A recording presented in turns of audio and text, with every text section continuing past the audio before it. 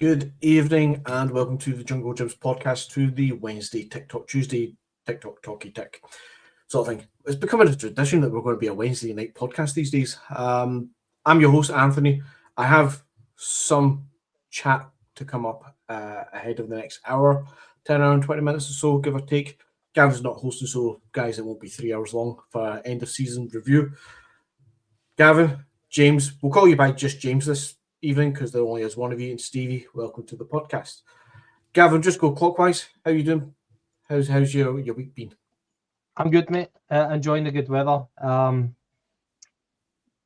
good, mate. I can't complain. I can't complain football-wise. Can't complain weather-wise. I'm a happy camper.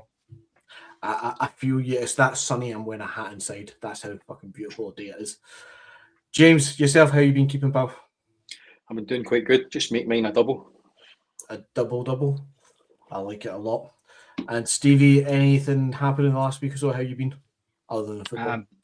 No, I've been very well myself, mate. It's warm.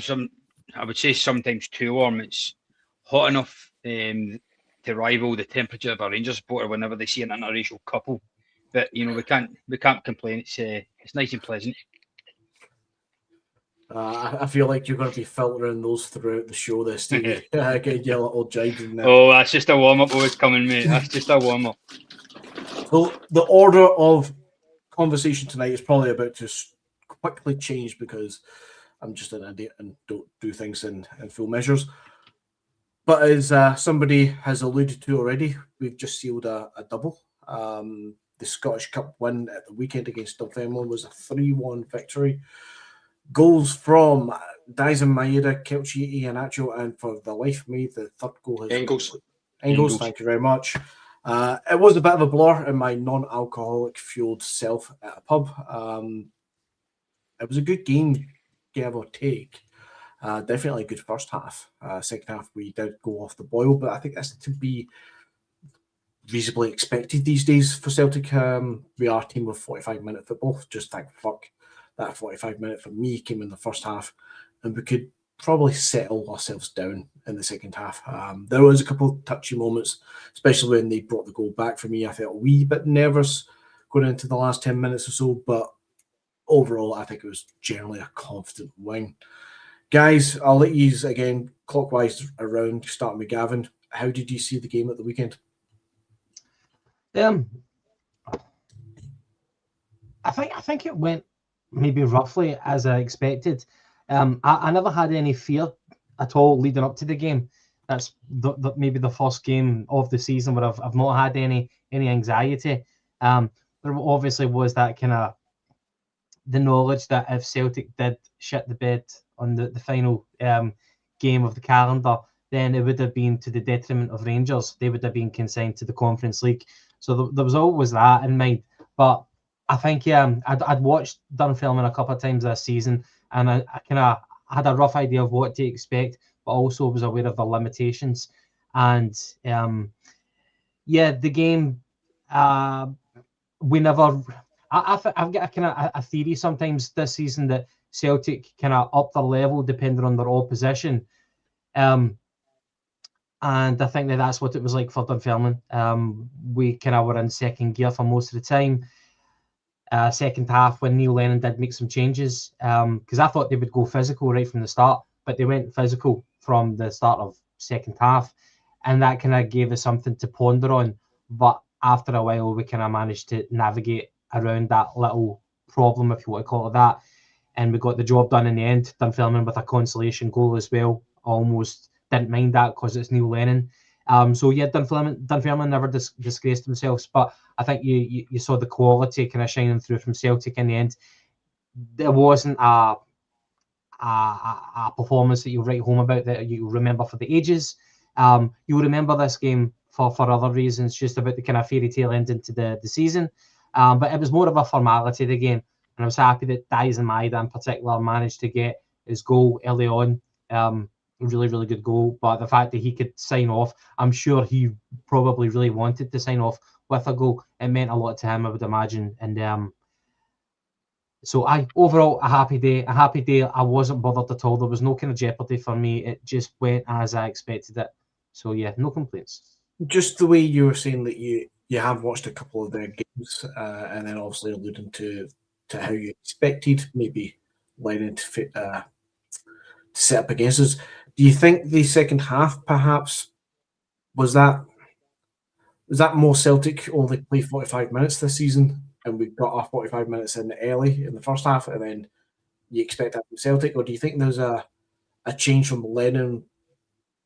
Not to say with respect to O'Neill, but he could have, as you said, you expected him to be a bit more fighting them, a bit more dogged, a bit more aggressive. Maybe do you think maybe he pulled that back because it was Celtic and O'Neill, or do you think, I don't know what I'm trying to allude to, just why do you think it was that way? I don't think Dunfermline were pulling any punches. This was like their cup final that they'll always remember being in this game.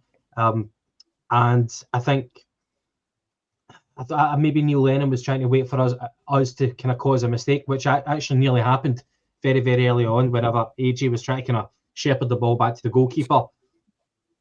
And if it wasn't for Scales, we might have actually went down 1-0, which would have been hilarious, you know. I genuinely would have laughed if that went in. That may have been the game plan, to try and pressurise Celtic, maybe let Trusty have a lot of the ball, frustrate them. But I just think the quality overall just wasn't there from Dunfermline. And no matter what game plan they started with, I don't think they would have had any joy from it.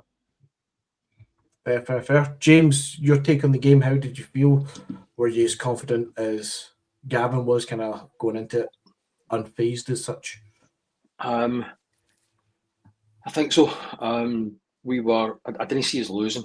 I really didn't see us losing the game. I think that we were. I think that we were always comfortable in it, except for that one moment that Gavin just spoke about there. I think that we played some decent enough stuff, especially when Iniacho come on. See if that guy had any pace. Can you imagine how good he would be? How many times in the past couple of weeks have you seen him take a ball and turn somebody and just know of the pace to get away from them? Excellent. His goal was a great goal. It was like when your dad used to play football with you in the park, you know, and your pals would be diving in, your dad would be keeping the ball off you. That's what Iniacho's goal was like. It was people throwing themselves at the ground and he just dragging it back and moving it from foot to foot and then just slotting it in. No, I had no fear at all about the game, and I wasn't even as if I was extremely drunk, because we went in the curtail. So we'd only had a couple of pints in the 32 counties, and then we went in the curtail through Glasgow Green through to my son got an incredibly sunburnt head. It was hilarious. I take it from that your son is a bit light on the head as well. Absolutely not. He isn't. No. But he's not yet anyway. But he's but it just his forehead was just like a Belisha beacon. It was hilarious. I had that baseball cap on, so I was fine. You've been through those before. I've had a sunburnt head. You mentioned Kelchi Iheanacho then his goal. Cool as a, what's the phrase, Gavin? Cool as a Hindu cow. Hindu cow, thank you very much. We like to bring it back to that sometimes. For me, you were talking about, obviously, he's running his pace, it's not quite there, but technically that goal in the box, you know, absolutely fantastic. It reminded me of something that I picked up on, and maybe it's just me being a negative dick to him, but that Osmond goal in the final game against Hearts, where the three of them were breaking, there's a bit where Kelchi's he's egging Osmond on, like, you go, son, you go. And at first glance, you're like, oh, look at that. Iheanacho's encouraging the youngster to run. Back in my head, I was thinking, that's because you can't fucking make that run. That's because you aren't getting to that fucking 18-yard box for the pass. Not that you need the pass, of course, but it was almost like a, fuck it, you take it, pal, I'm done, rather than the encouragement. That's just me and how I saw that, because I'm a negative bastard. You're right. There was an element. There was a movement in that game, in the Hearts game, where because obviously McInnes brought Kent on to try and combat Iniacho in that game, and there's a point where Iniacho turned him that much that Kent had to pay back in, but turned him that much that Kent's now being released. That's how Aye. shite now. He turned him, but Kent still managed to get back and get round in front of him because he just didn't have the pace to get himself moving again. I don't know, but I thought it was a thoroughly enjoyable game for Hampden, which is something that I don't see very often because I hate Hampden as a stadium. It's horrible. I love me wishes they left it as a running track and athletic stadium would be done the Commonwealth, because for me it's I know some people will have the glory of the national stadium, I get that, but for me I would take the semi-finals and finals around the country as and when it's needed. 100%, 100%. Because we're always in the east stand, about F5 G1, that kind of area, and you can't see the other side at the end of the stadium. It's an absolute shambles, your stadium. Shambles. An absolute shambles. Stevie, talking about Hampden Cup finals, and on this day, certain Tom Roderick has probably got this day named after himself. This is the day that we clinched the invincible treble 9 years ago. With that in mind, did you watch that game at the weekend and think that anybody had their Tom Roderick moment? Well, I certainly think Kelechi did with that goal. I'd say all three goals, they're quite rare goals in a way, aren't they? They all would have been kind of goal of the season contenders in some ways. The Namida chip immediately made me think, my God, that was like Henrik-like. I know that the Dunfermline defender made it easy for him with that disastrous attempt at a clearance, but still takes a lot of ability and a lot of quick thinking to take it over a keeper like that. And it was pretty much at the edge of the D, wasn't it, that he did it from? So yeah, great goal as well. Engels, great strike, but I mean, it was made pathetically easy by the Dunfermline defenders. Two of them had the time and the close proximity to close him down and stop the shot, and also the keeper probably should have saved it. I remember seen in a Reddit chat, it was like a goal you scored in an old game of Pro Evo. It was like whenever you had it, if you had a good enough midfielder and you were within about 20 yards, you were always scoring from that. It was like a glitch in the game. It was exactly like that.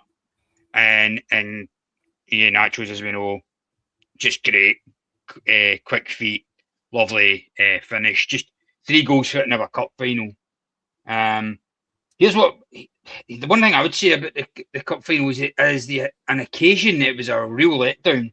I don't know if maybe from the Celtic side we were a bit hungover from last week. That was my one fear about going into it, that we, given all the joy we experienced from the week before, we might have a hangover effect. So it was almost like we were going into it a wee bit flat. And also, am I right in saying there wasn't a sellout, James? I remember hearing that the crowd was less than 40,000. Is that right? So I read that as well, but see the amount of people that I know that couldn't get a ticket for it. Aye. It was. I mean, see last season's semi-final against Aberdeen. 2 days before it, Celtic Ticket Office were messaging us asking us to take an extra 10, 15 tickets. In that game there was at least I was getting messages the whole week in the run-up for people asking me about tickets. There was lots of people didn't get tickets, but you're right. I did rumours that it was near sellout, but I know a lot of people that didn't get a ticket. So aye, it was strange. Could that have anything to do with the Dunfermline allocation, perhaps? I know they took, was it 13,000? 17,000. 17,000. Could their allocation have maybe skewed it a wee bit, that we couldn't sell more? Not that it's a bad thing that Dunfermline take tickets. I'm all for that. So I can't remember how many years ago it was. We played Hibs, and Hibs sold for both ends. I remember this. This is quite a debatable thing. So they took like whatever they got, and they sold for both ends, so that they couldn't. So that it was an absolute shambles. And the Yeah. SFA made that, and that's why I believe that's why we always get our sale after the unless it's a derby, we get our allocation of tickets after Dunfermline or Falkirk have got theirs, because Dunfermline sold theirs, and they were selling. I think every person with a season ticket could buy 17 tickets. And St Mirren done roughly the same thing in the League Cup final, and obviously ups their numbers, but it's not really fair when you've got Celtic supporters that can't get a ticket. But listen, that's what it is, I suppose. But because like you, I like to see it's more of a spectacle when it's a much more even split of the game, as even a split as the games we can get. So we get ours the week after that they basically finished their sales, and so we knew what our split was going to be. And then obviously Celtic gives some to an X amount for corporate, and then the rest gets sold to us scumbags. How dare we buy tickets? I mean, what are we doing funding this football club here? Talking about negativity and shitiness of this season, highs and lows of the season, guys. I'm sure we could pick out some good highs with relative ease, but I'm also sure of all seasons we can pick out a fair few fucking lows.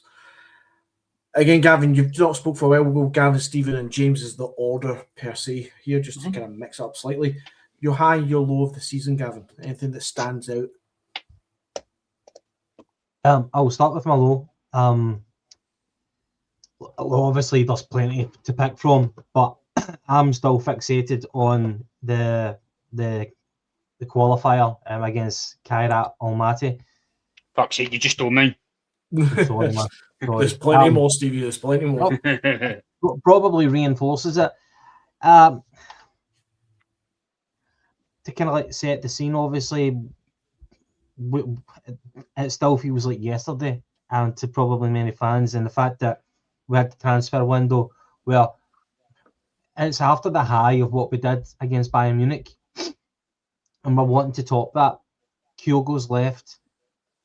We're aware of people who, in my opinion, weren't good enough to wear the Celtic jersey, people like Adam Ida.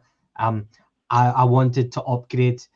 Even upgrade was optimistic. It was even just to kind of stay as we were. We had to replace the people that left. And we're going into the Kairat Almaty game, calling them Almighty. They played like that. We just never recruited properly. And then to go into the game, what was it?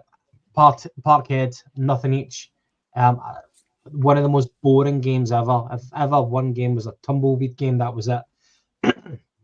And we kind of witnessed it because you've got all the fans there and you're thinking, look, we need to get a result to bring a lead over to there. Because where are they? Fucking Kazakhstan. Is it Kazakhstan that they're at? Yeah. Mm-hmm. That's a horrible place. Even if like you're a much better professional team than us, most teams I'm sure the people of Kazakhstan would say the country is not horrible, Gavin. I'm sure it's a lovely place to be. Aye. Fucking Borat was a good ambassador for them, weren't they? But you know that you want a lead. You're outside your comfort zone, and we failed to capitalise on that. They were a very well drilled team, and we just looked unprepared. A day late and a dollar short when it came to recruitment, and then we paid the price whenever we went to the second leg. And obviously, I think it was nothing each again. Extra time. Maida had a chance in extra time, I think, to put it away when he had a one-on-one with the keeper, but he put it over the bar or something, and then it goes to penalties, and I think at least 3 of our players missed penalties. And the thing is, they had a teenage keeper who was like practically making his debut. I don't know if he came on in the first half. Sorry, I don't know if he came on in the first leg or in the second leg, but he was like a fresh-faced goalkeeper, and you know he ended up having his David Marshall moment, and they earned the right to go through. They got absolutely scalped in the Champions League, But the thing is, we would have get scalped. We would have been in the same position if we got through. So on the one hand, the blessing was we never continued to lose face by getting scalped in the Champions League. But at the same time, the money would have helped. Maybe recruitment would have been better. Ifs, buts, and maybes. But it was a horrible time for a Celtic supporter. And, well, if you remember the anger that we had on field, yeah, and you could say, but we had enough people, enough players to get by. You had Brendan Rodgers, a capable operator, to get by. You can argue that, but if you think about the off-field feeling after the game, and all the ire got directed towards the board, and the lack of action, and the fact that they were gambling to get through, and then they would spend the money, they were holding off. And that's terrible to be treated like as a Celtic fan. And if we fast forward almost 12 months, what really has changed? So I'm not going to hijack this, but the feeling, you start to get angry whenever you talk about it. But not much has changed. Martin O'Neill, the miracle man, has navigated us through the choppy waters to where we are with the double. But not much has changed, and the anger is going to return unless we get our fucking finger out. I'm looking at the Kairat results in the Champions League just obviously after we played. In fact, there's no point. They beat Bratislava before us. Obviously, they go through against us with two very boring draws. To give them some credit, I mean, they got only a draw against Pathos, but the results don't look that terrible when you think they got a goal away to Sporting Lisbon. They kept Inter at 2-1 in Milan. Copenhagen, they got 2 goals against Copenhagen away from home. And they managed to put a goal in against Club Brugge and put 2 against Arsenal in London. I'm not saying we would have. Did they not finish bottom of the? Oh, more than likely, it's like 1 point is all they've got. But I'm just thinking they've managed to score a couple of goals against Inter Milan, Copenhagen, Bruges, Arsenal. I don't know at all how those games went. I've never watched a single karate game before or after Celtic have played them. I'm not going to pretend that all of a sudden they're the new Villarreal, you know, that way where we play a random team and all of a sudden for the next 20 years they seem to be actually doing all right. They finished bottom. They played 8. Yeah, well, absolutely terrible. But they had 1 draw and 7 losses. I'm looking at that Copenhagen game. I'm looking at that Olympiacos game. And I'm thinking, if they can hold them out that much to only be getting beat by 1 goal, a fair Celtic side should get something out of those games as well, surely. Which just, again, re-emphasises the point of how bad Celtic must have been to have 2 boring draws, 0-0 draws. That is absolutely pathetic. But let's not dwell on the negatives, Gavin. Give me a high for the season. Can I just ask, though, see whenever Stephen does talk about the Carrot, if I can get Stephen's thoughts on, is it on Brendan Rodgers for that game, or was there a wider issue? My high is winning the league, the final day of the season, Hearts. I don't have to go into detail about it. It was just euphoric. I wasn't even there, wasn't in the country, but it was. We have seen so many different title wins as Celtic fans, and that one, I'm not saying it's the best, but it was just different. There's no comparison to it. What was riding on it? A winner-takes-all match on the final day of the season between the top 2 in the league. Happily, when Rangers were already consigned to third and out of the argument. Can't beat that. That was the absolute high. There was nothing tops that during the season. Stevie, can you top anything of a high? And as a low, can you go any lower than the Kairat game? I'll just respond to Gavin about what he asked there about is Kairat on Rodgers. My answer is Kairat, Karate Almighty, or Karate Almighty as I call him. It was on everyone. The board, Rodgers, the players. The board and that was a recurring theme. We've been dealing with this for over a decade. Malmo, Maribor, various other Cluj. There was all a running theme of them not being prepared for crucial Champions League qualifiers because signings hadn't been made that needed to be made in time, dragging their feet, not willing to put their money where their mouth is, etc., etc. It was also on Rodgers for being too stubborn to change his tactics, not wanting to gamble more, not putting more trust in the players, to go out and attack more and be instruct them to be more aggressive in their play. And it was on the players as well for not being up for it, being in the huff of having to go out to Kazakhstan. Many were fed up because they thought they would have got their big move down south or elsewhere by now. A sheer lack of professionalism on everyone's part. It was possibly the most angry I'd ever been at Celtic as a club on all fronts, boardroom and coaching and playing field level. I was just so pissed off at everyone at the club on that night. But my high and low of the season, I'll go the negative first. I'll go my low point. I'm pretty sure I know what James's is going to be, so I'm going to take one that was away from the pitch.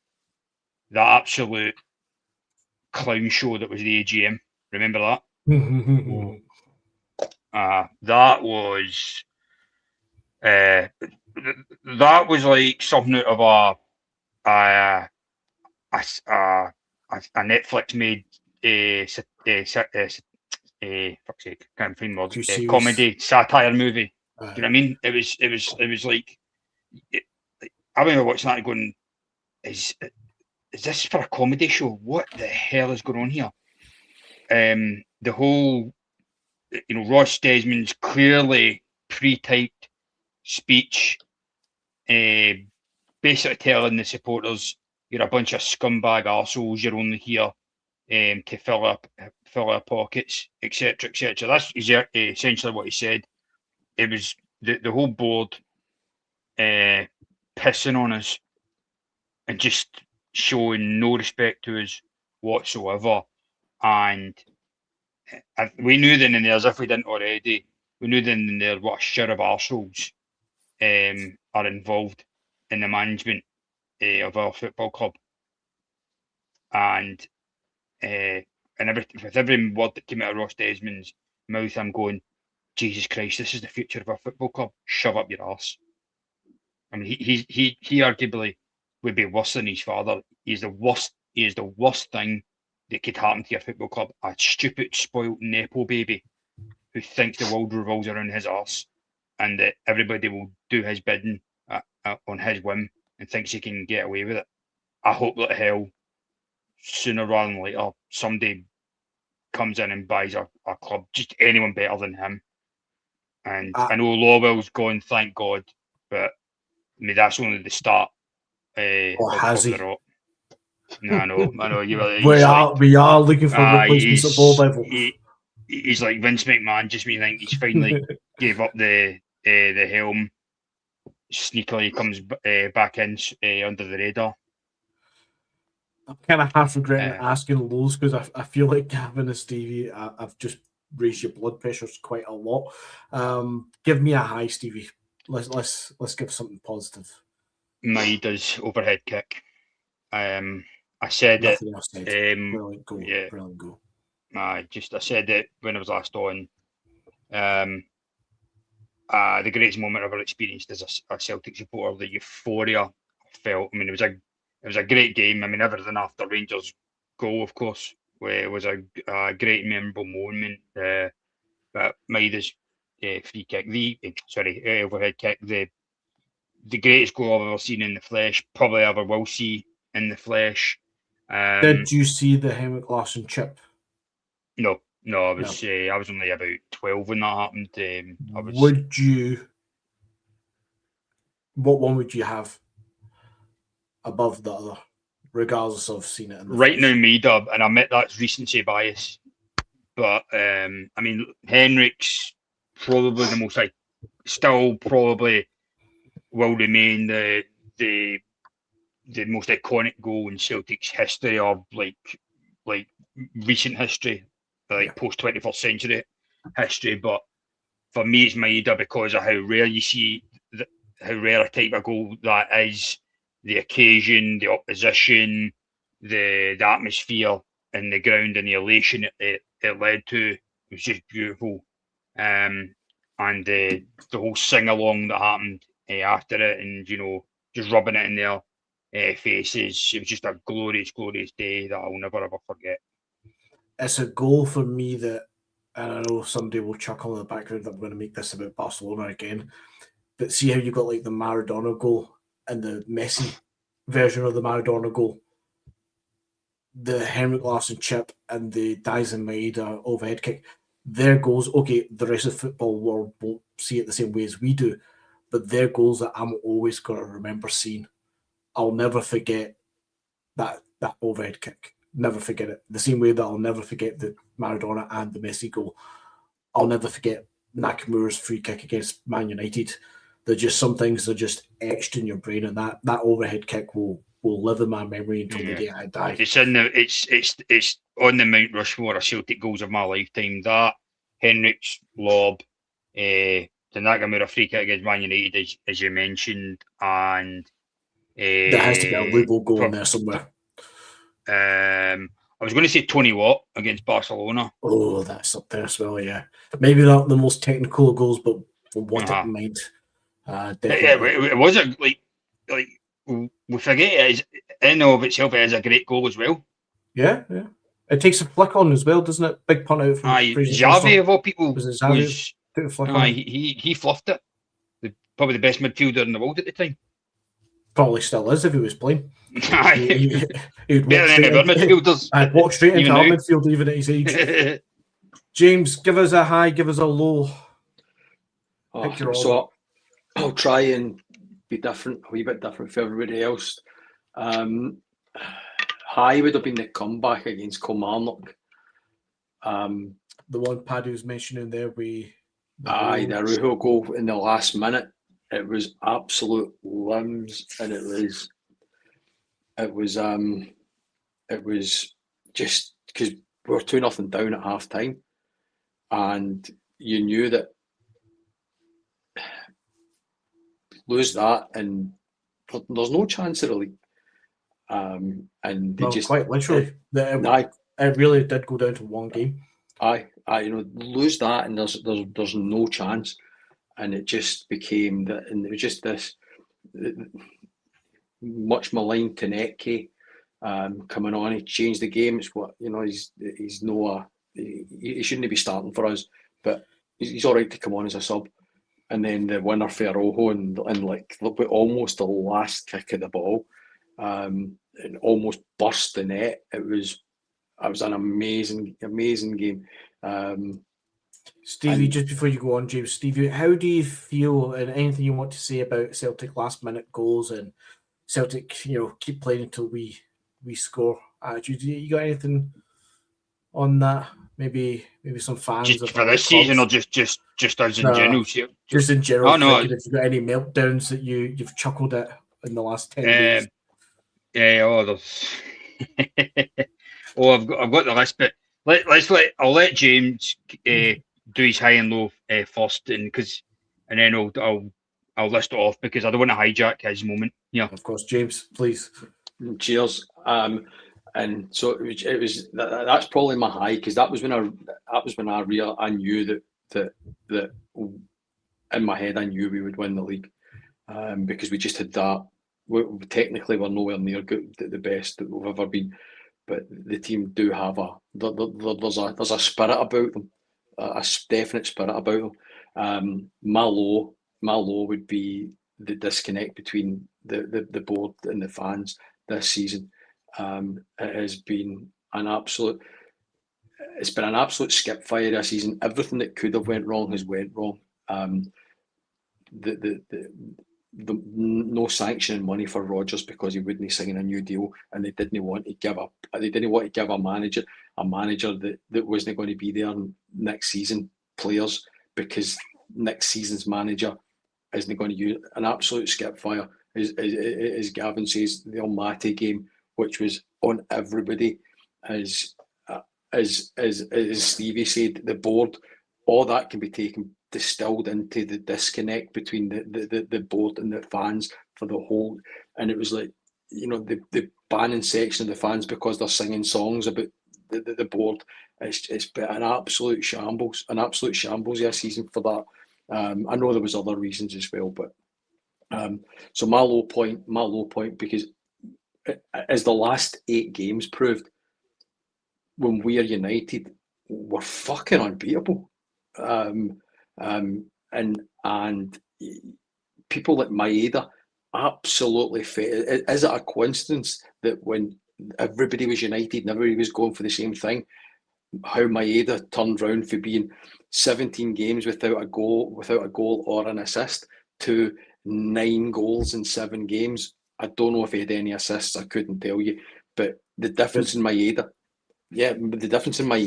when everybody was united and there was an atmosphere in the place that was all pushing in the one direction, it's just night and day. So my low is the disconnect between the board and the fans. And I blame the board for it incidentally, because they were just protecting their own interest.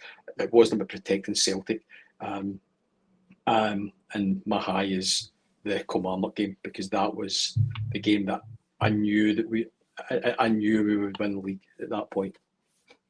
So I'll be very brief and quick with mine. My high is something that you just touched on there. It's just the bounce back from Dias and Maeda overall in the last 7, 8, 9 games. I think him coming onto his game, it's a mix of, for me, 2 things. One is Svankara getting injured. He's been pushed through the middle, which I've said for many days. He's not a winger. He's a striker. He's instinctive. Don't give him a ball and ask him to think about doing something. Just fire it in when he's in a dangerous position, and he'll do something. That upturn is phenomenal for Maeda. We can look at a few players, Iheanacho as well, that you can say won his big points, big games. But for me, we don't win either the double if we don't have Maeda in the form that he was in those last 8 games or so. My low is akin to what James was saying there, with the disconnect, but more specifically that transfer window in January. To not spend a penny to bring in all those loans, and then after the fact, the only permanent deal was Oxlade-Chamberlain. No offence to any of the individual players, not one of them, for me, other than Rojo at the start of the window, I don't think a single person, after the calamity of Nancy situation and all the shite of recruitment policies at the Windy and all that. I'm not blaming Neil. I'm not blaming Sean. I'm not blaming Windy. Just generally, that transfer window was an absolute disaster. That could have cost us the 2 trophies that we did win, and the fact that we did win a double is totally in spite of that transfer window. Is totally in spite of the recruitment process. It's totally in spite of the board.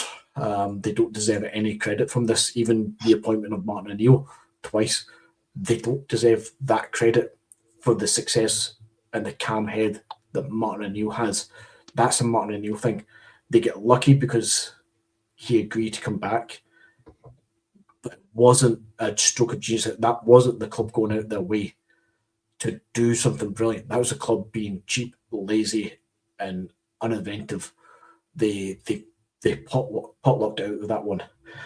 Stevie, before we move on to the next kind of topic or two in the chat, I'll let you come back with some of your meltdown galores, what you've enjoyed the last 10 days. Yeah, well, it's been glorious, hasn't it?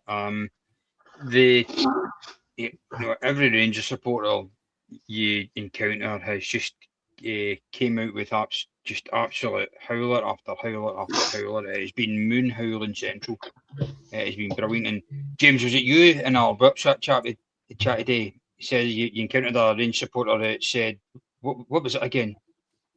I need to go back in the chat to find it. But what was it again?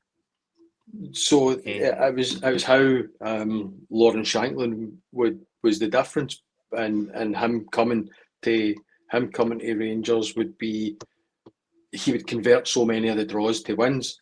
And I said, well, how come he didn't do that for Hearts then?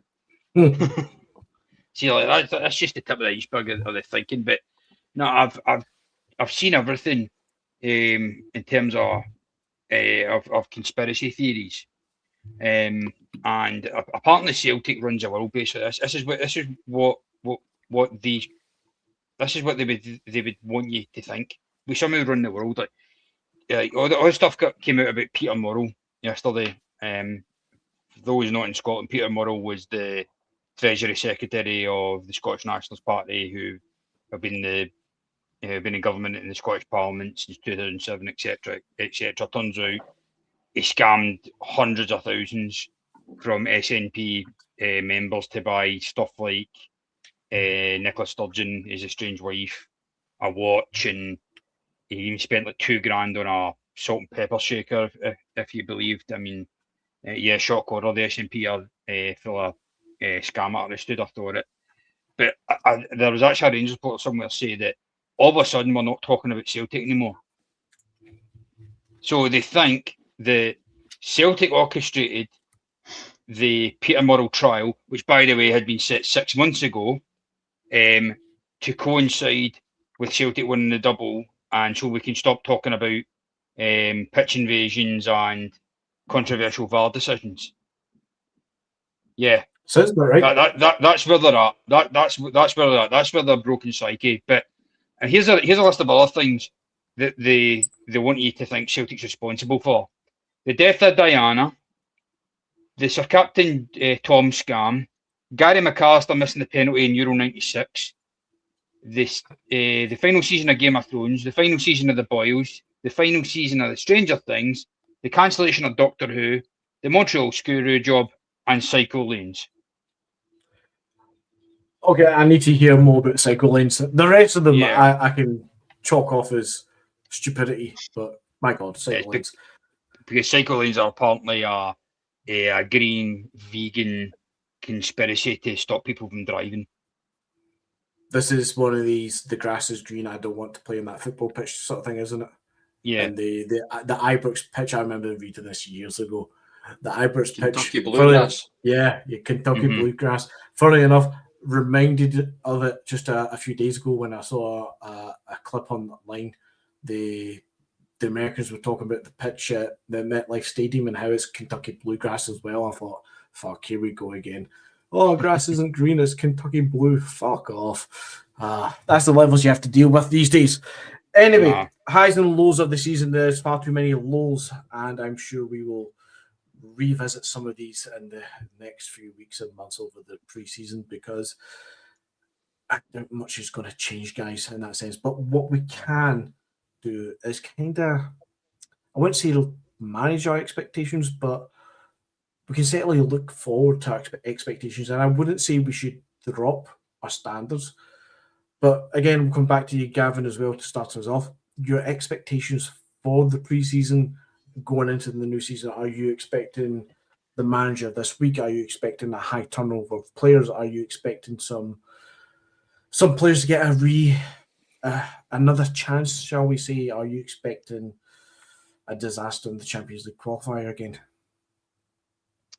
Well, I guess because like we all have a degree of cynicism in us as Celtic fans, and what you think will happen and what you want to happen are probably two different things.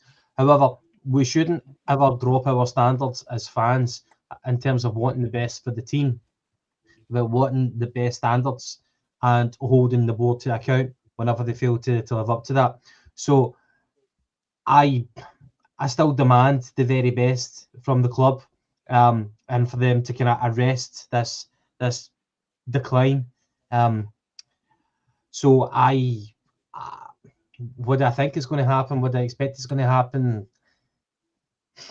There's so much change that's due over the summer.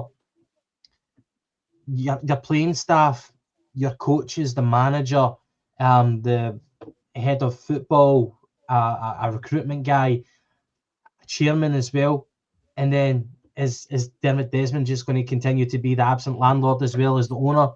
Look, there's so much change that we need, and I think my expectation is that if they can get away with it, they'll keep Martin O'Neill, and they'll focus on other change around the club.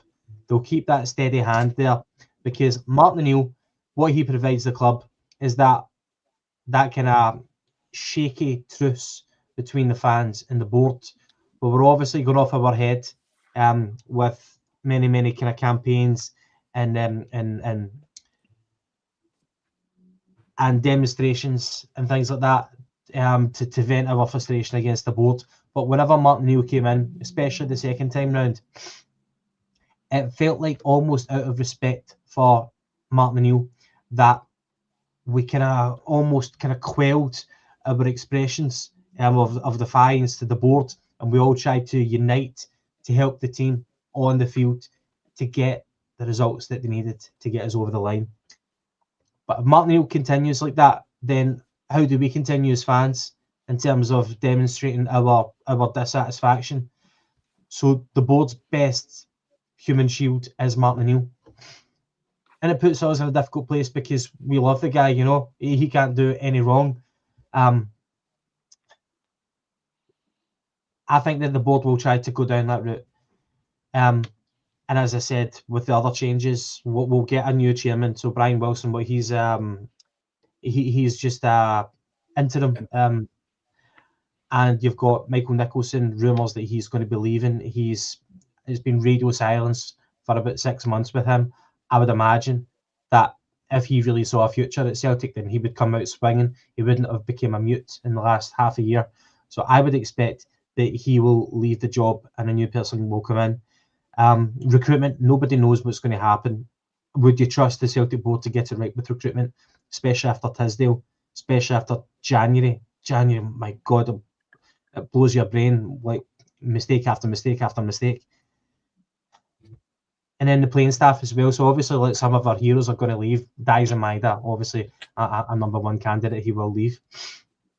It makes me think that we might try to cling on to people like Engels.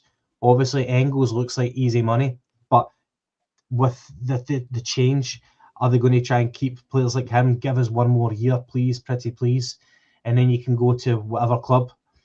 Will they try and hold on to some people to give some stability? Will they make the wrong choices in extending players' contracts or giving players contracts who were loaned to us? People, in my opinion, like Oxlade Chamberlain, who doesn't deserve to be at Celtic Park. Will they look to bring in people like him and just make the wrong choices on the park? They've already extended some contracts for people. People like Luke McCowan, Liam Scales, I think, maybe a couple of others. And was that from Martin Neal? Was it from Sean Maloney? People who know the club now and they know what's possibly best for them. Have those individuals been making those decisions, or is it the board? Who knows? But what I expect for us to try and learn lessons from last season. I expect us to push the boat out, to spend good money, but to do it with some sort of thinking, some logic to it. I hope that we bring in some killers to join the squad, the first team 11, to make the difference on the park, and so that we qualify for the Champions League. We've only got one qualifier to go through, and that we don't shit the bed whenever we get there. So I guess I could go on and on, but that's my tuppence worth. Stevie, continue on kind of where Gavin left off, sort of thing. Your expectations for the summer. Are you expecting the board to get it right? Are you expecting the overhaul that we kind of probably been begging for about a decade now? Well, there needs to be an overhaul simply because we're short on player numbers as is. Pretty much none of the loan players are coming. It was confirmed. I think it was confirmed today. There's no plans to sign Sriracha on a permanent basis. A bit disappointed by that one, but I expected it because I think Sriracha does like it here, but at the same time he's not going to stay around just to be Kieran Tierney's understudy. He's a guy who's got, I think he's been on the fringes of the Uruguay squad. He's not young anymore. I think he's 26. He's a guy who wants to be playing regular football for a top club. Sinchara's not staying. We knew Arojo wasn't going to be kept on. And then you've got the utter bums we signed like Mvuka and Adamu, and guys I'm convinced were part of some money laundering scheme for the reason why they showed up here. I mean, good riddance to bad rubbish on that lot. So straight away, that's 5-player shock. Schmeichel is just retired, so we need another goalkeeper. So there needs to be, and by the way, I know we talk shit about Kasper Schmeichel, but let's just give him his due. Congratulations on a fantastic career, and thank you very much for the services he gave to Celtic. There has to be a massive overhaul. We're 90% sure Maida's leaving. Hatate is likely to leave. And I think in order to fund all this, I think we might need to part ways with Arne Engels. He's a guy that we can get somewhere in the region of 20 million for. Because let's not forget, if it goes tits up with the Champions League qualifiers again, already we can say goodbye to another 30 million. So funds might need to be raised in that front, and that might need to come from the selling of Arne Engels. As for the managerial front, I don't care who's going to be the manager. I just want the appointment now. I want Monday morning. I'm actually flying down to London, but I want to be seeing a news alert where it comes out where there has been a managerial appointment. I don't care who it is. If it's Martin O'Neill, fine. If it's Sean Maloney, fine. If it's Craig Bellamy, fine. If it's Robbie Keane, fine. If it's a goddamn cardboard cutout of Ange from a few years ago, fine. Just get it sorted now. I want preparation. What I do not want is a summer of anxiety where weeks are going by and we still don't know who the managers are going to be. For the sake of everyone at the club, fans, players, staff, everyone, just get an appointment in place. We cannot piss about this summer. Do not gaslight us and say there is an appointment imminent and then 2 weeks goes by and there's nothing. Just get it done now, please. That Champions League qualifier when is it, Anthony? August 19th, you said?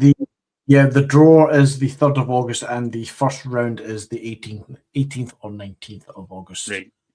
So that right now, the 18th and 19th of August, that is the most important date in Celtic's calendar as things stand. Throw everything behind it, please, because we need to be ready for this. Because if we have another Kairat moment, it's all hell's going to break loose. I tend to agree, James. Steve, I tend to agree. James, I want to bring 2 dates to your attention. One is that you mentioned to us off camera earlier on. We have a friendly lined up, not officially announced by the club, but I believe you've heard via the Middlesbrough side that we've got a friendly on the 18th of July.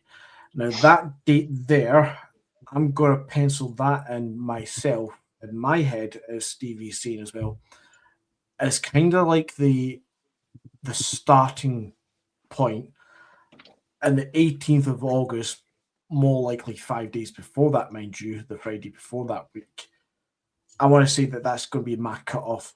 Somewhere in that 4-week period, I expect the bulk of our business to be done. James, your expectations regarding those dates and regarding doing transfer business, do you see anything remotely possible happening in those kind of timeframes? I expect to see Near Beaton at centre half for the Champions. That's what Callum McGregor back at left back. I expect Dyson Maeda to be asked to stay on until that game. After that game, I've got absolutely zero confidence in our board. I would like to think that they're going to surprise us. If what's just posted there is true, that Robbie Keane is the one. You know where I stand in that. I don't want him, but when it comes to Celtic manager, he's a Celtic manager, right? But if he's going to be the Celtic manager, he needs to be fully supported, and players need to start coming in now, as soon as the transfer window opens.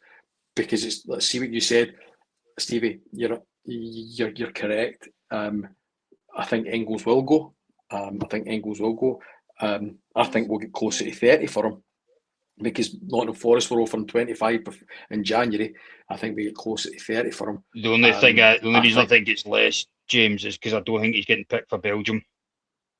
He's not been picked. No, it doesn't matter. He wasn't getting picked in Forest, and again, you don't know what I think. I think he's an absolute Rolls Royce player. I think we'll miss him, but I think he'll go. I think Hatate will go. I think Maeda's going to go. I think that if we don't buy some players, Callum McGregor's going to go. I think if we don't have some ambition, I think Callum McGregor will go. He's got offers for Saudi. I think I was going to say I think Callum has been, for lack of a better term, I think he's been tapped up by Rodgers. I think there's no evidence of this whatsoever, but I've just got that gut feeling that if McGregor turns around and says to Rodgers, "Here, get me out of this," Rodgers will take him over there. I think that's something 100%. That's probably between friends of themselves. They've agreed. If you want to come, I'll sort that for you, son. And I think that if we don't show ambition, then I think that he will go, and that leaves us with Luke McCowan as our midfielder. I think there's the and then you look at the loan players coming back. Holm gone. Amada. We'll come on to that. Okay, sorry. I think so. I think we need the board. So they've done it before. They surprised when Ange signed. They went out and they bought all the players that Ange was looking for to play Ange's style of football. Ange was really supported in his first season. Christmas time, the Christmas window, they went away and they got Maeda, Hatate, and Gucci, Matt O'Reilly. So that first year in Ange, they really went out and they got everybody. So if it's a manager that's coming in with a footballing philosophy, this is my system, this is how I play, these are the players I need. You know, I know it's easy to be really, really negative, because over the past 4 or 5 transfer windows, that's all we've really had.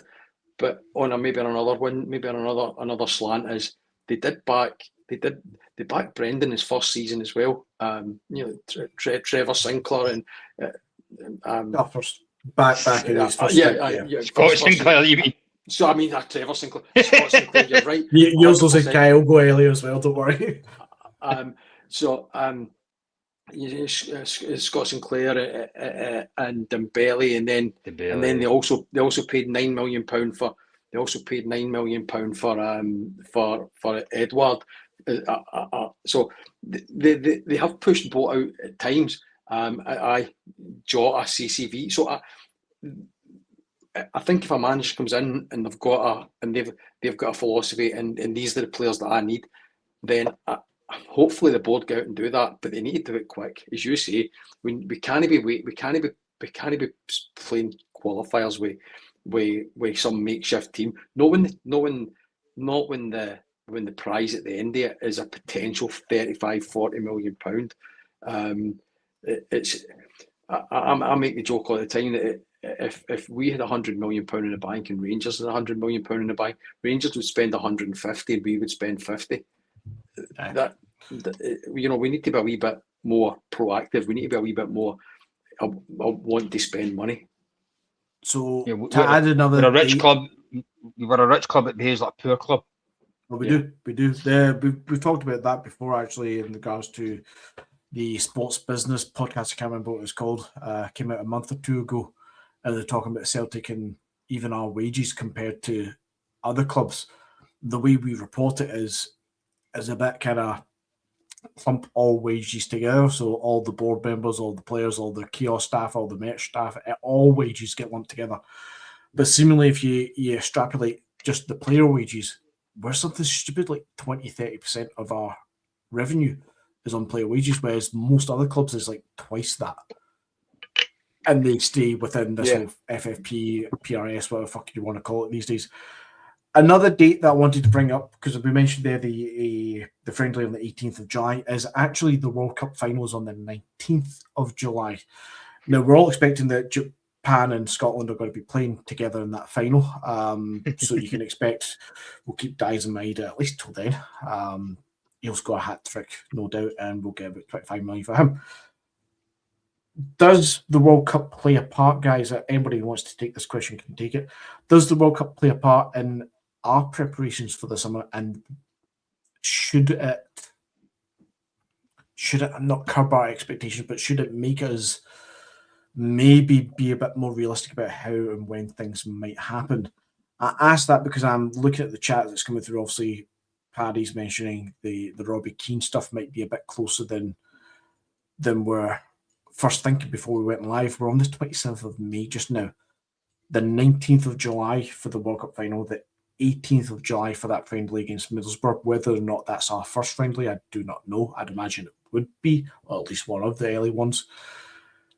Does it give us, guys, some time that if Robbie Keane walks in the building on Monday coming, end of May, start of June, he could get 4 weeks, somewhat play a holiday for the whole of June.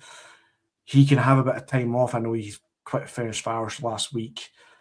He can have some time to go over the backroom stuff, talk with the board, video footage of players.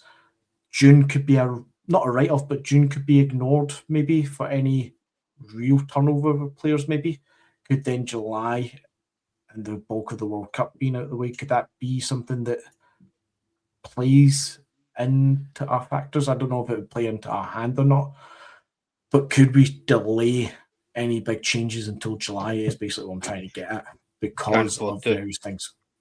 No, we can't afford to. We need we need preparation now. I know someone who works within football would tell me that ain't how it works.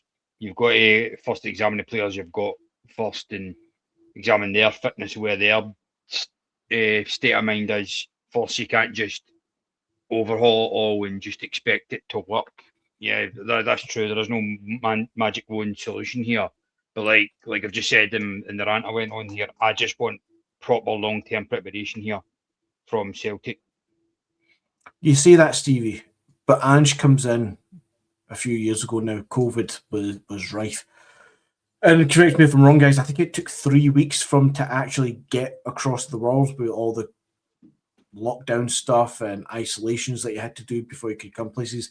And he spent about 3 weeks locked in a hotel room, I'm pretty sure, on Y-Scout, watching YouTube videos of every player under the sun. And he kind of took that 3 week period as his kind of chance to educate himself on the Celtic squad that he was already there, players that he wanted to bring in. And he kind of came in with a game plan that was basically, here you go, Celtic, this is what I want, go get it. He needed to nudge the board a few times, mind you, that summer, but I think he eventually got what he really needed by the end of the window. And I think he's just maybe, does June, let's call it Robbie Keane is the one that comes in. Could we give June as a kind of time period for Robbie Keane to do something similar? A couple of weeks to recoup himself, a couple of weeks to... So are you saying we give him a few weeks to watch players in the World Cup and just say, oh, there's a wee Jimmy player, like there's a all of Korean the boy there. Yeah. Aye.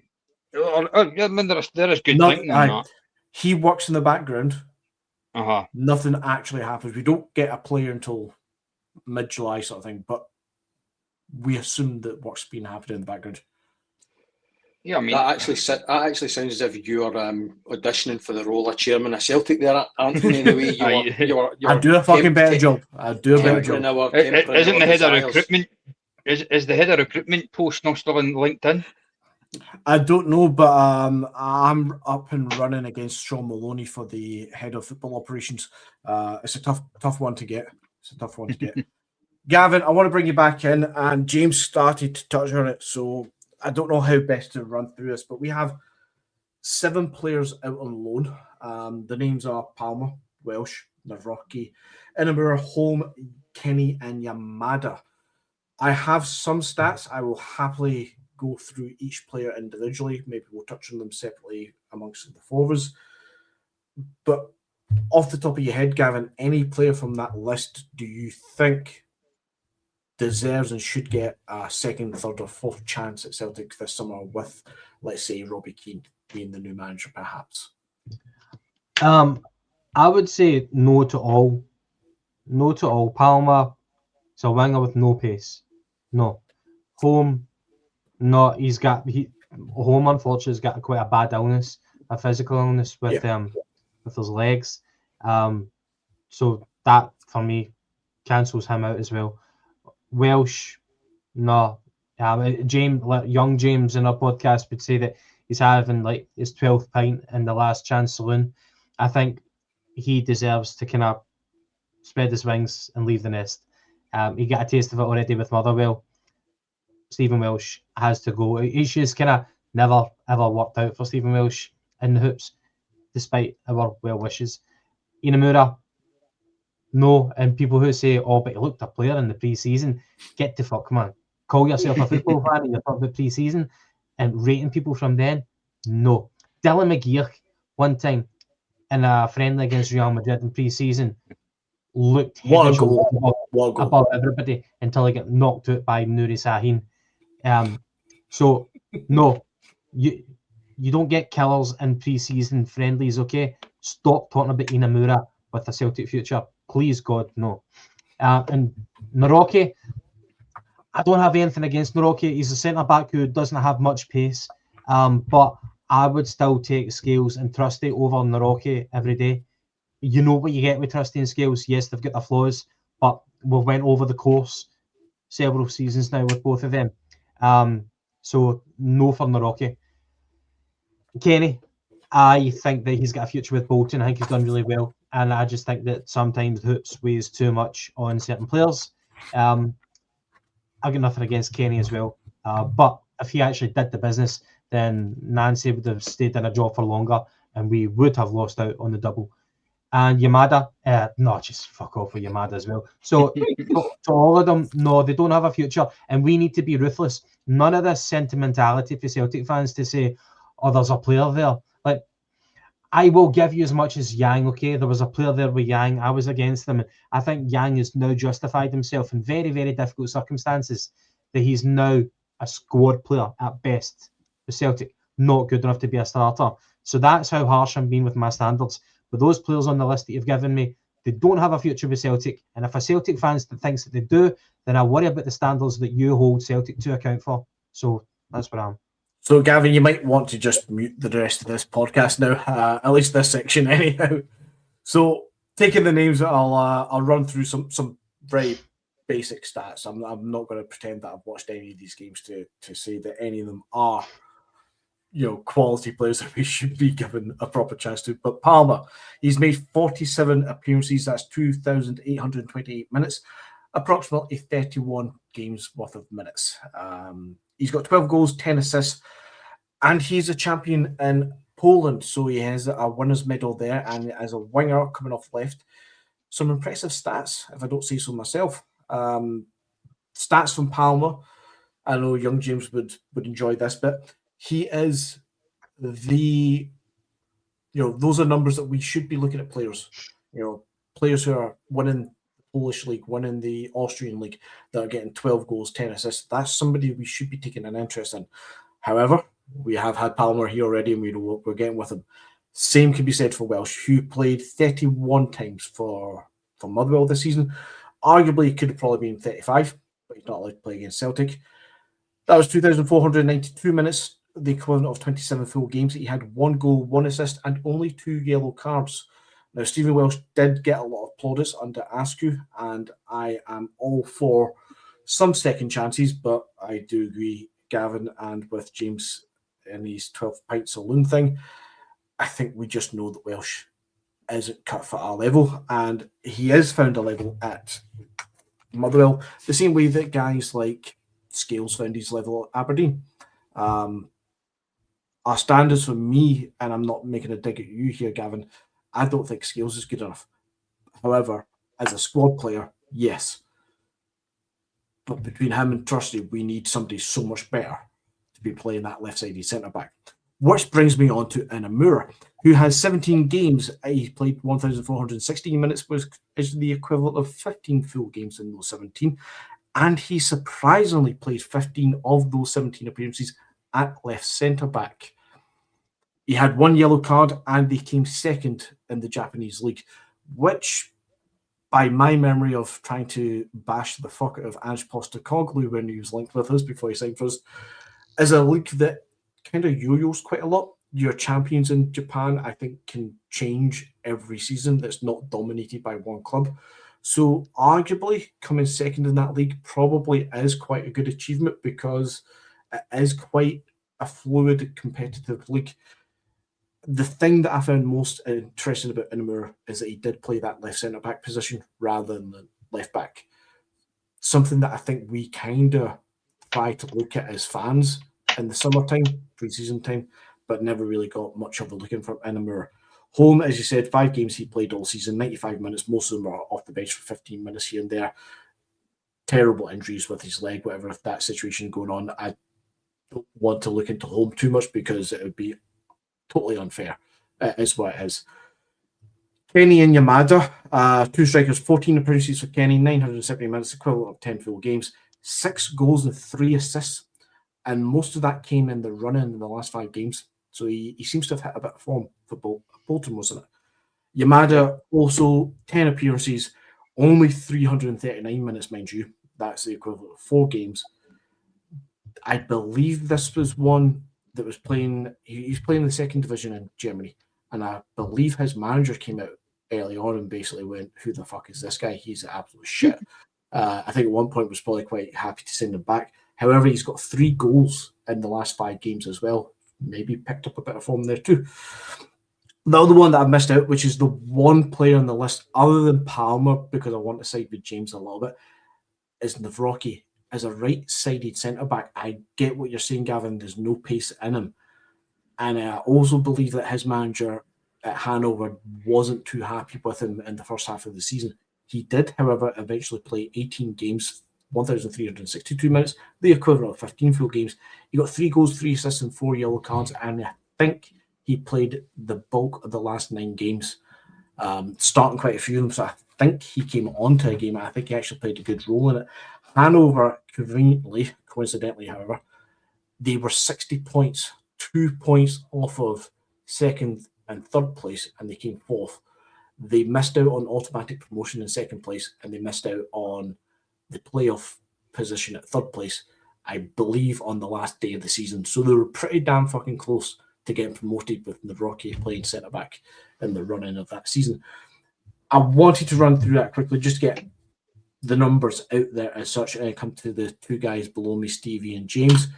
Any of those players stand out as worthy of another look under a new manager?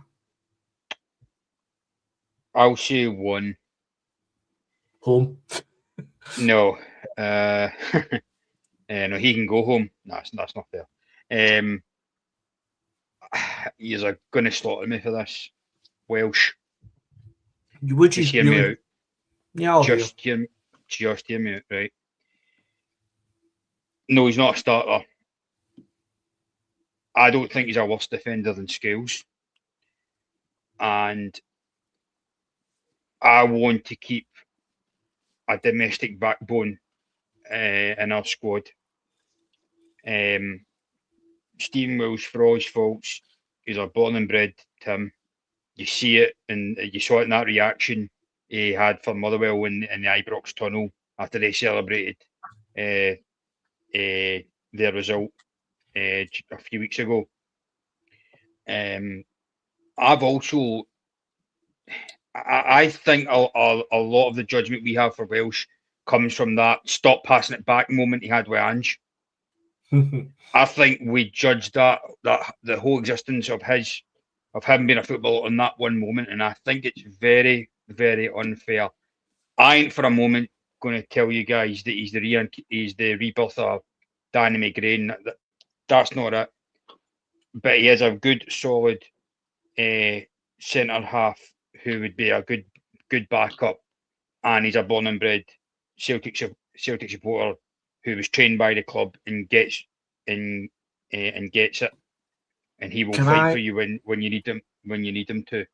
Can And I we also throw need to two remember things that at you? domestic player coacher for Europe as well.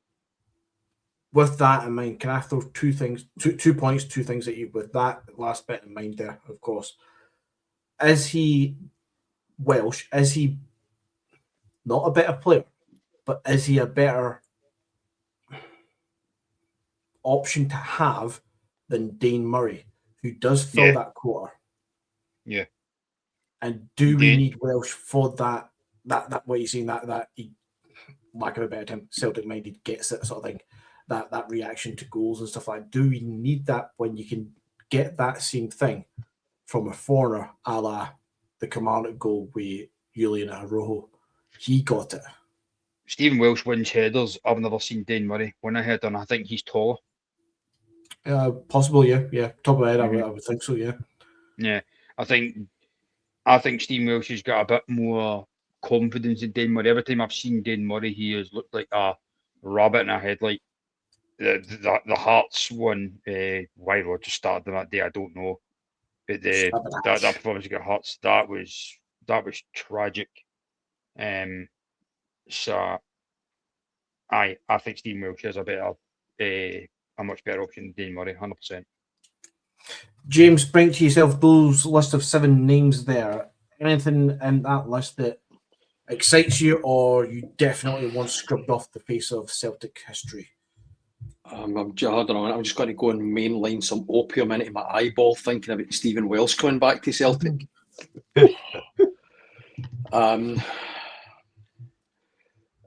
It could work this time, surely. No. I mean, I get it, right? And I'm the second last person you would want at centre half. Dane Murray behind me as well, because I agree with you in that, Stevie, that Dane Murray's an absolute train crash. I just don't. I think Stephen Welsh, Motherwell's his level, and he looked all right at Motherwell, but Motherwell's his level the same way. I'll say that, James. Level. I'll say that, James. Right, he is a Motherwell or an Aberdeen defender. See if we were to let him go, if he wants to play there, let him do it, because he's going to get more starts there anyway. So I'll say that as well. I think Welsh, if Welsh stays at Motherwell, I think he has a great career there. So they are. I think he can get into European football. He could be a leader. He could be a captain. That kind of thing. It would be a terrible move for Welsh or Johnny Kenny or any of these players. It would be a terrible move for all of them to come back, because we've got to be looking at better than all of them. I mean, Scales is head and shoulders above Welsh, right? Welsh has got the footballing ability of curly toes Craigan, right? He's a no nonsense defender, Welsh. I'll give you that, right? But he's not a football player. But we should be Scales shouldn't be in our starting lineup ever. Right? We should have better than that. I've got no problem with Scales being in our team, but we should be having so much better than that as we're starting 11. Yang, I've got no drama with Yang getting an extra contract, but he shouldn't be anywhere near our starting 11. He should get the odd performances. But so I don't. Everybody that's out on loan, I'm sorry, handsome James. Palmer, Palmer is breathe. I've just I've got. He didn't. He had technical ability, Palmer. He had no pace, and I've rarely seen a player. He was Maeda in reverse. I've no pace, he'd no desire to track back, and I've never seen a player go in the huff as quickly as Palmer when he wasn't getting his star and roll. Just knocking him. Like Naroki, if you made me pick one, I would probably pick Naroki, because he's no pace either, right? And he's slow, but every time he played, he was all right. He was all right. He was okay when he played. But you would need to twist my arm. You would need to tell me I had to pick one of them for me. But I just don't think any of them. We should let them all go. If we need to pay them off, pay them off. If we need to start again, let's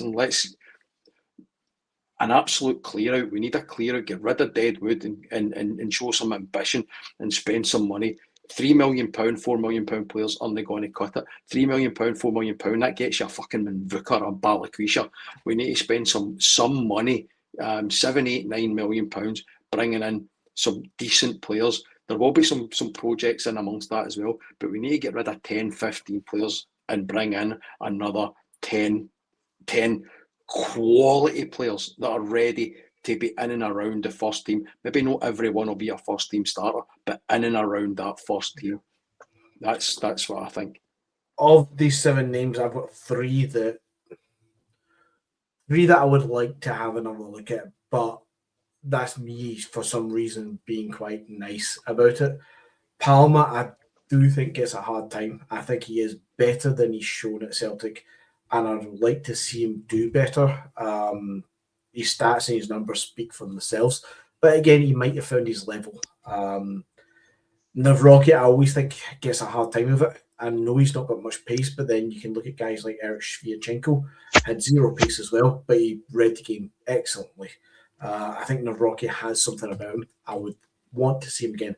The third one is Inamura, just for that left-sided centre-back, left-back kind of almost like a smaller framed, more agile version of Liam Scales. Is there something there to work with? But again, not any single one of them should be anywhere near the first team 11. And all the 3 of them, you would debate should there be even 5 subs getting used. Is to have him in the squad, because I think there might be something there. The other 4, with Holm getting the least disrespect because of his leg injuries and concerns, the rest of them can get to fuck. They're just simply not good enough. Which brings me on to the final point, guys. We're at 1 hour 21 minutes, coming up to 22 minutes. Take as long as you do want on this, we'll not worry about the time too much. But final point is the general strengthening of the squad. So we've talked about, obviously, expectation. We've talked about these loan players coming in. I'll start it off briefly with my point. I'll get you guys to chime in with where you think we need to do the most strengthening, what positions or general areas you want to see prioritised, or whatever way you want to take a look of it. For me, it's the midfield. The central midfield has been a disaster for years. I think Hatate's a great quality player, very talented, but he's a luxury player. I think Nygren is a good technical player, but again, no legs in him. And again, luxury, played out of position. For me, he's an out-and-out number 10. He's not a central midfielder doing any sort of legwork. Kalmak is getting played as a 6, but he's nowhere near that kind of player. And then the rest of the midfield is just disjointed because everything else is not fitting itself. I would have a total clear out of the midfield, and I feel like Hatate, Nygren, and Engels all could be on the way out this summer. And I think it does leave you with Kalmak, who we've spoke about earlier, might end up away in Saudi, and you could end up with a midfield that the most experienced player there is Luke McCowan. So for me, I think there's lots of work to happen around the squad, but that central midfield for a few years now needs a proper look at if it takes selling 3 or 4 of them to clear it out, start again, put people in the correct positions and play a 2 or 3 man midfield that actually has the right people in the right positions. That for me is the key, because we've been overrunning midfield. The biggest thing we talk about whenever we play the likes of Hearts, Rangers, or Champions League, Europa League games, whatever, is how weak we are in midfield at times. We get overran. The weakness in the midfield actually puts pressure on our backline at times. It all comes to that midfield, which I think has just been a disaster for years. Guys, whoever's ready, I'll let you chime in. We'll not do it in any order. Where do you see the strengthening of this squad? Where do you want to see strengthened most? Well, I think the midfield does need addressed, but I think the first thing we need to address is the front line. We need to get a striker that's going to score 20, 30 goals a season. We need to get 2 quality wingers in. If the new manager is going to play a 4-3-3, that's what we need to get in. Then we need to address the midfield. Hopefully McGregor doesn't go. Hopefully McGregor stays and he gets played I know what you're saying about he's not a natural 6. He isn't. He's a natural 8. But I think he's getting that age that his legs have gone a wee bit. That means he needs to play the 6 more. And it kind of happened when Brown as well. We played the double pivot with Brown and McGregor in Rodgers' first stint, which worked. And then when Brown left, Ange obviously went to his midfield. But you're right, and Grin, he can't have any midfield responsibilities because we just look so disjointed when he's there, and we get overrun a bit. So yeah, just 11 starters, right? That's kind of it. If we need to save money, I'll keep Sinisalo and until next year. AJ. So the defence is so worse. If Carter Vickers is going to stay fit, then you've got a defence of AJ, Cameron, Carter Vickers, Trusty, and Kieran Tierney. If they're going to start most weeks, then that's all right. You know, I can live with that back four. I can live with that back four. Welcome home, Greg Taylor, because he'll be back. So we're all right. It is the depth, though. That is the depth. There's no depth. Because the depth in that starting back four is Dane Murray, Scales, Montgomery, and Ralston. Yeah, so anything that happens to that back four, you're playing Ralston, Welsh, Scales, Montgomery. Terrifying. So it's terrifying. So that back four, if you can keep that back four fit for most of a season, then that back four's all right, and you can live with that. But I could live with that back four. Bring in a couple, but you look at the midfield needs the midfield needs work. The midfield needs work. But last season, the difference between last season and this season is something like 55 goals in the league. That's how many less we have scored this season. That to me says the thing that needs addressed before everything else is we need an absolute striker. Iheanacho is when he's on that for that 10 minutes and his first touch is absolutely amazing.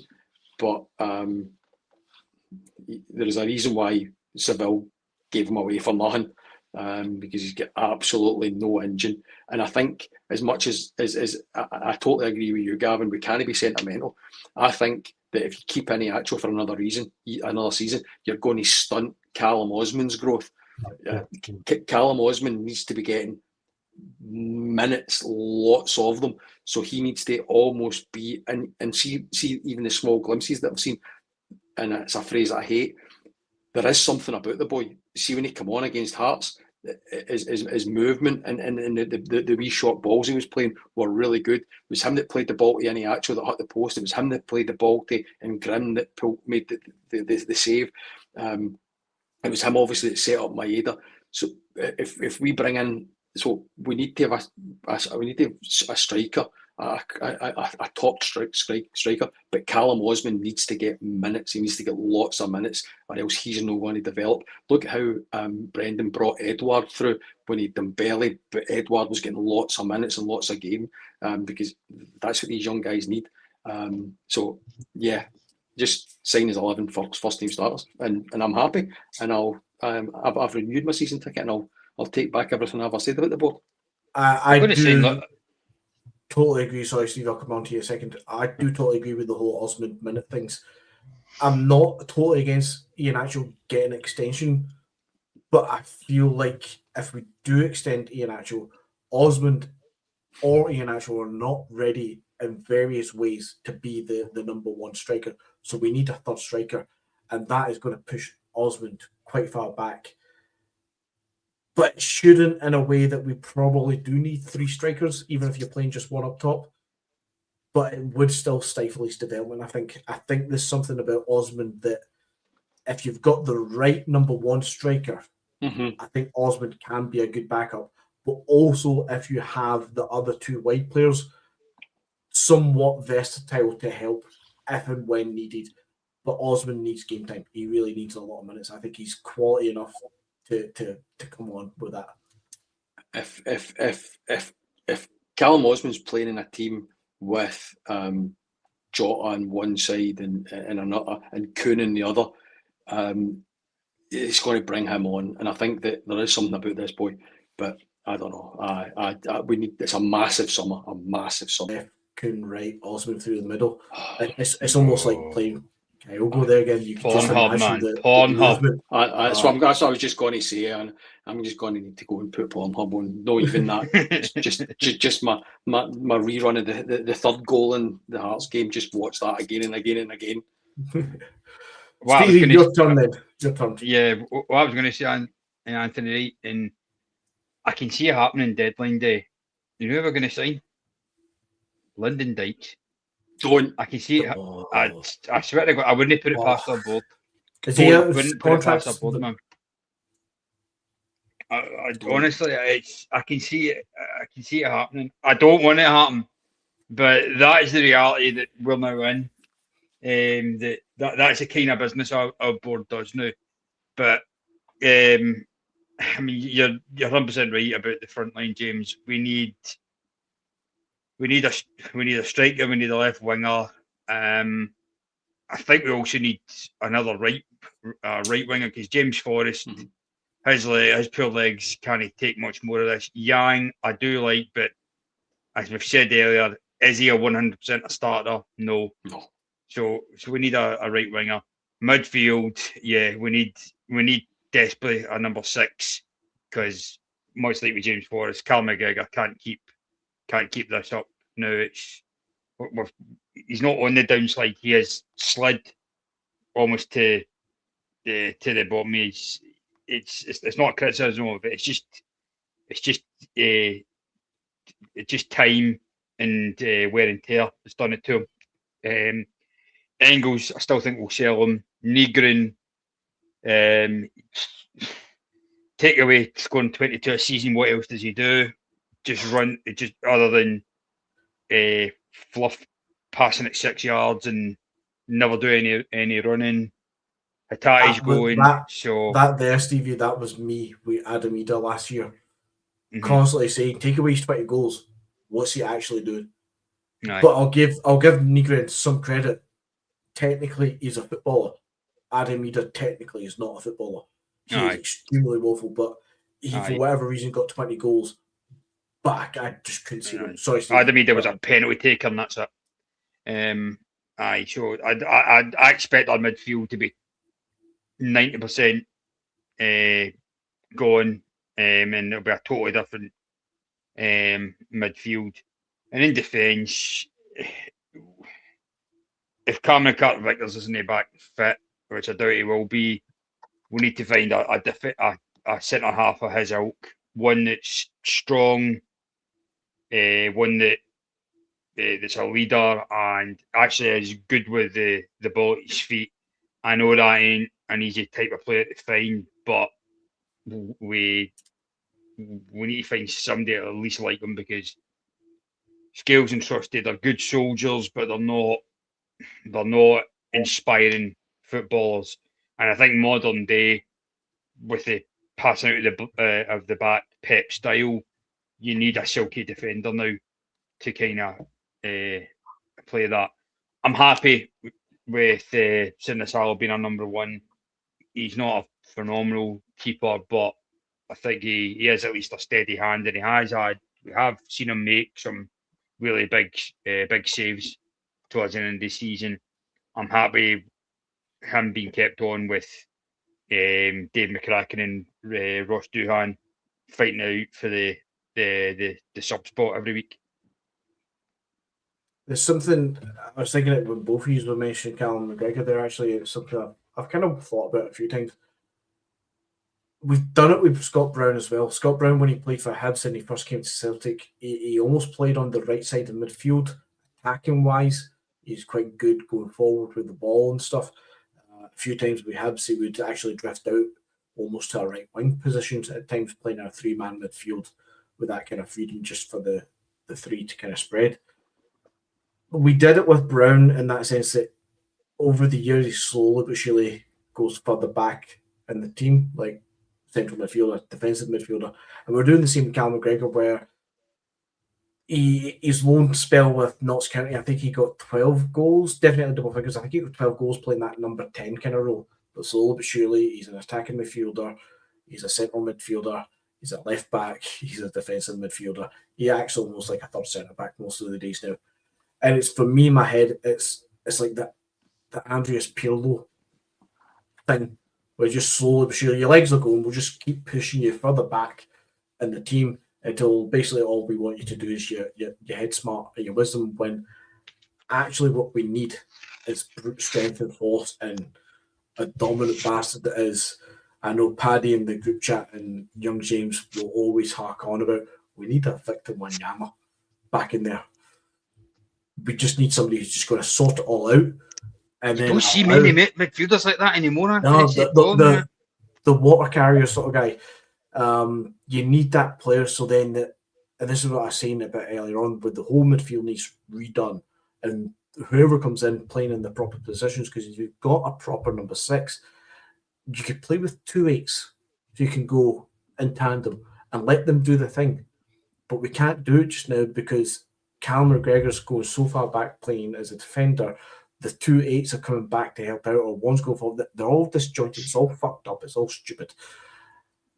Gavin, bring it to you for the last point of view of the night on regards to strengthening the starting 11, strengthening the squad. Where do you see the priority? Right. I agree with James that the priority is middle to front, but if I can just talk about the other part of the squad, I know that Sinisalo has kind of, some people think that he's passed his probation period. For me, jury's still out a little bit. Now, I know that this is not the priority, so this is not the question you asked me for. However, I would like for us to sign a new goalkeeper. I think we have to do that anyway, regardless. But it's what kind of caliber of keeper are you wanting? For me, I want somebody obviously with ability, but someone with personality as well. Ideally, I would like a new number 1, but I appreciate that that's not the priority. And James is right that the defence and goalkeeper, they're a functioning unit right now. However, just to kind of build on that, we definitely need cover for the fullbacks. There's like a lack of sign of intent from the board. The fact that we've allowed Sirachi to go back to Argentina to rejoin Boca, who are desperate to get him off their squad because he counts as a foreign player. Sirachi, a fan favourite, and brilliant in our Hearts game for the wee cameo. I never thought that Sirachi would want to join us as a permanent player because he was never getting in ahead of Tierney. But we still need proper cover for Tierney, and we need proper cover for AJ. In terms of the centre-backs, I won't say too much on this, but we've got Cameron Carter-Vickers coming back from an injury. I don't know if he's still going to be as good as what we remember him to be. Even before he got his long-term injury, he was picking up niggling injuries here and there. And Scales and Trusty, I know that they've got their flaws, they've got their detractors. I think that we've went through a lot with those two players, and they're better than the players on loan, such as Scales and Navrocki. However, I would like a new centre-back to keep people on their toes. If Vickers comes back from injury and he walks back into that team, like, if he's doing it on merit from performances, then okay, that's good, because obviously he's good enough to take the jersey if that is the case. But if it's back on reputation, he walks back into the team, then I'm not having it. I want competition in there. I want somebody fresh, somebody with a bit of, somebody who can actually lead the ball out. But perhaps we've not had that since Ayer. And I know that Ayer wasn't the best defender in the world, but he had the confidence to bring the ball out from defence and start making people commit. So obviously we build our attack from defence, and we need a new type of defender who can do that. But he has to be worth the salt as well. So I want somebody to keep the defenders on their toes. However, moving on to midfield and up front, I guess the easy way for me to say it is, whenever you look at our midfield and our wingers and centre forwards, who do you really, really want to be commanding a shirt next season? Who do you say, I can't envisage a successful Celtic team without that player playing in that position? For me, I think McGregor, for his influence, he kind of gets in there, even though I'm not a big fan of him off the ball. I think he's a liability at times off the ball. I'm happy with Yang being a squad player. I'm happy with Osman being a squad player. But in Engels, he's probably going to go. So I think it's hellfire and brimstone in terms of recruitment. We need to bring in killers. We need to bring in first-team starters. There's just so many players. James spoke about it. You need a proper centre forward. We need somebody like a Dembele, somebody who's got a bit of everything. If it's going to be that Kasper Hoch guy from Bodo Glimt, okay, we'll see what happens with that one. But we need a proper centre forward. Osmond playing is understudy to that because he's got great potential, and you need proper wingers, man. None of this pussyfooting about. Get proper good wingers in there. And yes, we need to change the dynamic of the midfield. See Martin O'Neill at the start of this season, I don't know if it was on TalkSport. It might have been in the summer, or it might have been after his first stint. He said that Celtic for a few years now have been lacking physical players. And I think we all see that. We've been kind of been getting by domestically against the Huns because technically we're the better team.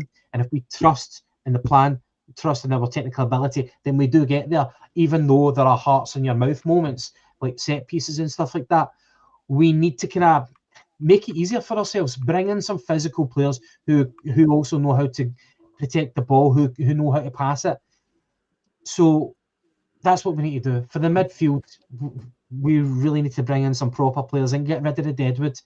And as I said, killers in the wings, a killer up front. And if we don't do that, then we're going to regress. We've lost some good players over the years. We had, I know that we go back to it, but Giakoumakis and Kyogo as our kind of two number 9s alternating between each other. That was a good position to be in. And look where we are right now. So that's I love it. And by the way, one other thing in terms of recruitment, can we please get a set piece coach in, man? Fucking hell, we are terrible at set pieces. A throw-in coach. How about a throw-in coach? Gavin, you linked that. I think you did in the group chat. Actually, the guy who spent a bit of time actually looking into. Wait a minute, was I throwing it one as a league? Well, yeah. If you look at the penalty claim, was it against Motherwell? You're talking about. Yeah. See where you're seeing that, Gavin. The Kyogo Giakoumakis combo. I know they never played much at the same time, like as a two-man striker, which is harking back to the good old days. But they both offered something different. And even though Giakoumakis was not the blue chip signing, the marquee signing that we thought we would always get, we never really get that these days. But even like Dembele, he kind of came out of nowhere in a way, but he took that position on board and he dominated the position when he played it. He didn't hide. He dominated games. He dominated the ball, and he knew what he was all about. He knew he was scoring goals. He drove forward and he drove the team on. If we get another striker with that mental attributes, that's the kind of striker I think Osman can play back up to, because you're going to get that guy starting the bulk of the games, winning you the games, but then also giving you the chance to give Osman 25, 30 minutes every game to rotate him out, to give him the rest. And if he needs the rest properly, Osman can come in and start a game or two, and then the likely Giakoumakis comes in, gets a bit of a rest and comes in after that. A little thing you mentioned there as well about Sinisalo, Gavin. I just want to get your kind of opinion on it a little bit. I get what you're saying about him, and the if we can get a quality number 1 in, I get that. I'm not against it, but in the same way that me and James are talking about Osmond and stifling his development, would you risk that with Sinisalo? Do you think that Sinisalo has kind of earned the gloves for next season, but if we bring in, say, a 28 or a 32-year-old, they're going to want the gloves as well, and that puts Sinisalo back on the back foot, and would then Sinisalo not look to move on? Or would that not then stifle us? I don't care about hurting the guy's feelings, and it kind of goes back to my comment about the probation period. Do you think that he's came out of that with? Do you have full confidence? Do you have pretty much confidence in the guy being our number 1? I think that we can get through the season with him, but I guess in terms of Europe and things like that, that's whenever quality really, really shines through. I think he's a functioning keeper. I think he's okay. I don't think he's anything special. I also, whenever I talk about character, I'm talking about dominating your box, which actually he did at Ibrox earlier in the season in the semi-final, I think it was, that one that it went to extra time eventually and penalties. Obviously, I'll remind you that he never actually saved a penalty. But I'm not trying to shit on a guy. One thing that I think that he's lacking in is communication, shouting. It's undeniable that the defence had more confidence with him behind them than Kasper Schmeichel because of the howlers that Schmeichel was letting in. I don't think he's got the X factor for me. That's what I'm driving at. And I just think that when I think of strong Celtic teams, I don't see a vanilla keeper at the back. Fair way to say it. In that kind of way, I think I'm going to say with you still, James, here. In that way, though, Gavin, like Fraser Forster, he had that X factor, even though he was a young goalkeeper as well, and he was learning his trade at Celtic in his first couple of loan stints before he got made permanent. He did come with that X factor, and he did have that ability to, although it took him a wee bit to find his voice, he did have that ability to command his area and to control it. For me, Sinisalo, I'm happy with him being the number one for next year. I think he's entered. I think he has come through his probation. But the issue with it, perhaps, is more about what happens elsewhere. If we strengthen the backline just a little bit more, get that quality and depth there, then I think that helps a keeper. And a keeper is a very tough position to make a project out of it, but you can have project players who can play quite a lot of minutes. So let's take Yang for an example in a more hypothetical situation in the last year or two. If he had better quality in front of him, Yang getting good game time minutes would help him come on some more. If we had quality defenders in front of Sinisalo, they could probably help out in the shaky moments that he may have, i.e. Champions League, and help bring him through games if need be. I get, however, you're not really wanting, to sugarcoat your goalkeeper and fucking coddle him through a game, mind you. I just worry that if we bring in another keeper who's going to be looking at being the number one, I think you lose Sinisalo, and I think then that becomes a backup replacement we need, as well as signing the number one in the first place, which I get, Gavin, you were saying is not the priority as such anyway. My question, though, after that is, do you bring in, for lack of a better example, he was shit, but do you bring in a Doris de Vries kind of player? Somebody who is maybe 35, 36, that isn't coming in the way that Joe Hart or Casper came in to be number one, but comes in as the experienced head to help develop and coach Sinisalo. Would that be something you'd be interested in, Gav? No more washed up mid-30s goalkeepers. No, I'm serious. I'm enough. Sorry. Joe Hart was great. Stevie. That's fair. And up until his shoulder injury, Schmeichel was great as well. His shoulder injury killed him last year, and then Brendan Rodgers bringing him back for the cup final and dropping Sinisalo. I think Sinisalo is not the Messiah, right? He really isn't, and there is better out there. But he's good with the ball at his feet. The best game that he had for Celtic this year was against Stuttgart in Europe. I think that playing behind Trusty and Scales, that must be a heart attack waiting to happen. With Ralston in the right, that must be an absolute heart attack. So I passed his probation. I don't know if he's passed his probation. I agree with you, Gavin, but I think he's done enough to earn being number one next year. Unless we had an unlimited amount of money, then we get better if all over the park. But as I know that you're going to be lucky to get 5 or 6. We need 10, 11, 12 first team players. We're going to be lucky to get 5 or 6, and that's why I'm not against Scales getting a new contract. I'm not against Yang getting a new contract, because we need these players, because they're going to play minutes next season as well, because it's not going to be a revolution over one window. it's too big a job for over one window. It's going to be 2 or 3 windows. We're going to need this. So Sinisalo, I think he's all right. He's much better with the ball at his feet than Schmeichel was. He's an all right keeper. Maybe I'm just not as hard-hearted as you, Gavin. I'm not a million miles apart from you in your opinion. The priority is elsewhere. Yeah. And on that note, it is 1 hour and 50 minutes. It's about 20 minutes longer than I thought I was going to be able to take this in. I'm actually quite impressed that we almost got to 2 hours there, Gavin. You'd be proud of me if I did.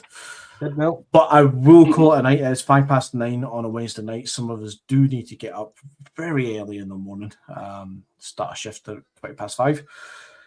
So on that note, we will end the podcast and we will be back soon.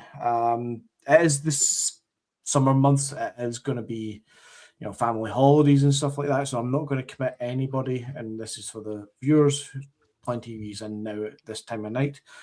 We're not going to commit to every single week, but we will try our best over the summer months to do as many podcasts as we can.